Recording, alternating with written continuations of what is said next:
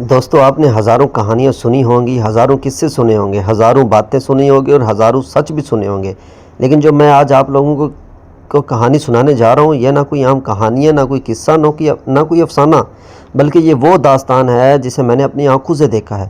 زینب کی خاموش چیخ ہے، گاؤں کی صبح ہمیشہ کی طرح پرندوں کی چہچہاہٹ، مٹی کی خوشبو اور دور مسجد سے آتی اذان کی آواز سے شروع ہوئی، مگر زینب کی آنکھوں میں نہ کوئی سکون تھا، نہ کسی نئی صبح کی امید۔ وہ اپنے کچے گھر کے دروازے پر بیٹھی دور کھیتوں کو دیکھ رہی تھی۔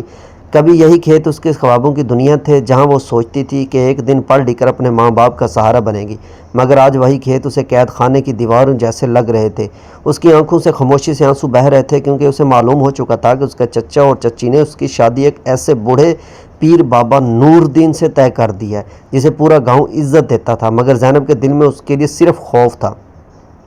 زینب کی ماں کا انتقال کئی سال پہلے ہو چکا تھا، جبکہ اس کے والد بیماری کے باعث بستر سے لگ گئے تھے۔ گھر کے سارے فیصلے اب چچا کے ہاتھ میں تھے۔ چچی ہر وقت یہی کہتی، لڑکیوں کا اصل گھر سسرال ہوتا ہے، زیادہ خواب دیکھنے سے کچھ نہیں ہوتا۔ زینب ہر رات اپنے رب کے سامنے ہاتھ اٹھا کر دعا کرتی کہ کوئی معجزہ ہو جائے، مگر ہر گزرتا دن اسے اس شادی کے مزید قریب لے جا رہا تھا۔ اس کے دل میں ہزاروں سوال تھے، مگر ان سوالوں کا جواب دینے والا کوئی نہ تھا۔ گاؤں میں یہ خبر جنگل کی آگ کی طرح پھیل گئی کہ نور دین بابا شادی کرنے والے ہیں۔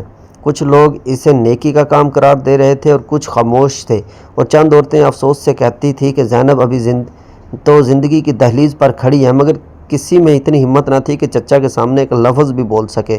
زینب جب بھی گھر سے پانی بھرنے نکلتی تو اسے محسوس ہوتا جیسے ہر نگاہ اس پر ترس کھا رہی ہو، لیکن ترس کبھی کسی کی تقدیر نہیں بدلتا۔ ایک شام زینب نے اپنے بیمار والد کے پاس بیٹھ کر آہستہ سے کہا، ابا، کیا میں واقعی اتنی بے بس ہوں؟ کیا میری خوشی کی کوئی قیمت نہیں؟ بیمار باپ کی آنکھوں سے آنسو بہہ نکلے۔ وہ بولنا چاہتے تھے، مگر کمزوری نے ان کی زبان کو خاموش کر دیا۔ انہوں نے صرف زینب کا ہاتھ مضبوطی سے پکڑ لیا۔ وہ خاموش لمس زینب کے لیے دنیا کی سب سے دردناک بات تھی، کیونکہ وہ جان گئی کہ اس کے والد بھی مجبور ہیں۔ ادھر چچا نے شادی کی تیاریاں شروع کر دی۔ گھر میں رنگ برنگی چادریں آ گئیں، عورتیں گیت گانے لگیں، مگر زینب کے کمرے میں صرف خاموشی تھی۔ وہ آئینے کے سامنے کھڑی خود سے پوچھتی، کیا ایک لڑکی کی زندگی کا فیصلہ ہمیشہ دوسرے کریں گے؟ کیا میری خواہشات کا کوئی مطلب نہیں؟ اس کی آنکھیں ہر سوال کے ساتھ مزید نم ہو جاتی تھیں۔ شادی سے 2 دن پہلے زینب کو اپنی مرحوم ماں کی ایک پرانی ڈائری ملی۔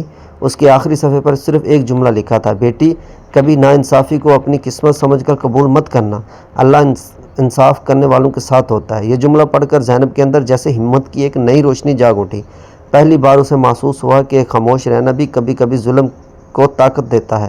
اگلے دن گاؤں کے چند بزرگ زینب کے والد کی عیادت کے لیے آئے۔ زینب نے کانپتی ہوئی آواز میں ان سب کے سامنے اپنی مجبوری بیان کر دی۔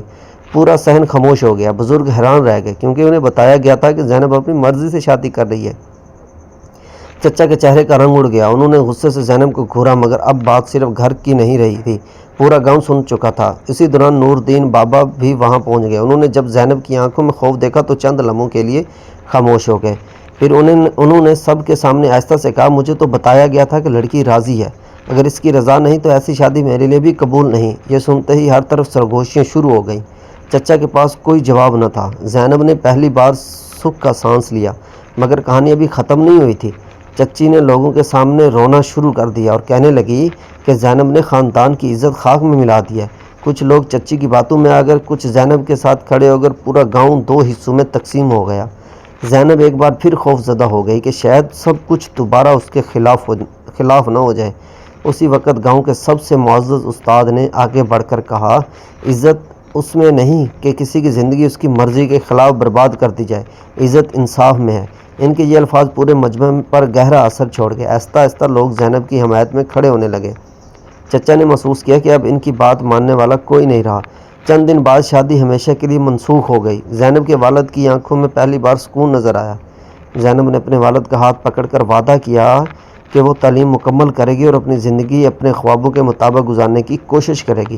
گاؤں کی کئی لڑکیوں نے بھی اس سے ہمت لینا شروع کی۔ لوگوں کو احساس ہوا کہ خاموشی ہر بار صبر نہیں ہوتی، کبھی کبھی وہ ظلم کو بڑھا دیتی ہے۔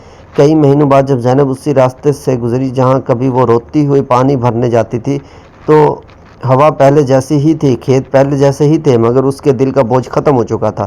اس نے آسمان کی طرف دیکھا اور دل ہی دل میں اپنی ماں کو یاد کیا۔ اسے یوں محسوس ہوا جیسے اس کی دعا قبول ہو گئی ہو۔ آنکھوں میں آنسو پھر آئے۔ مگر اس بار یہ آنسو بے بسی کے نہیں بلکہ آزادی کے تھے۔ اختتام۔ زینب کی کہانی گاؤں کے لوگوں کے لیے ایک سبق بن گئی کہ کسی کی خاموشی کو اس کی رضامندی نہ سمجھا جائے۔ زندگی کا سب سے خوبصورت رشتہ وہی ہوتا ہے جو عزت، اعتماد اور رضامندی سے قائم ہو، نہ کہ مجبوری سے۔ وقت گزر جاتا ہے مگر ظلم کے زخم دیر تک باقی رہتے ہیں، جبکہ انصاف کی ایک آواز کئی نسلوں کے لیے امید بن جاتی ہے۔ یہی امید زینب کی نئی زندگی کا آغاز تھی اور اسے امید نے اس کے ٹوٹے ہوئے دل کو پھر سے جینے کا حوصلہ دیا۔